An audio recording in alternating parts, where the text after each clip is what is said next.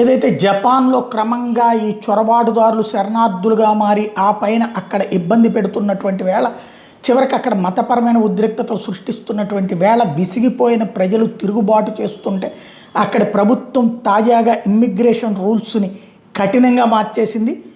అక్రమమైనటువంటి వాళ్ళకి అక్కడ ఇక శరణార్థిగా ఉంచరు, ఖచ్చితంగా డిపోర్ట్ చేసి పంపిస్తారు. అదే సందర్భంలో చట్ట విరుద్ధంగా ప్రవర్తించినా సరే దేశం నుంచి పంపించేస్తారు. అట్లాగే లోకల్ కస్టమ్స్ స్థానిక సంస్కృతి పరమైనటువంటి అంశాలని విభేదించినా తిరస్కరించినా కూడా తిప్పి పంపించేస్తారు.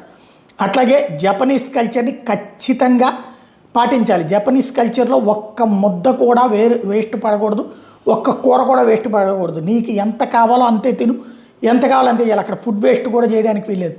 అక్కడ సంస్కృతికి అనుగుణంగా వ్యవహరించకపోతే కఠిన చర్యలు తీసుకుంటాం, డిపోర్టేషన్ అన్నటువంటి విషయాన్ని తేల్చి చెప్పింది. జపనీస్ సంస్కృతిని ఖచ్చితంగా పాటించాల్సిందే, మా సంస్కృతి మీ దేశంలో అంటే కుదరదని తేల్చి చెప్పింది.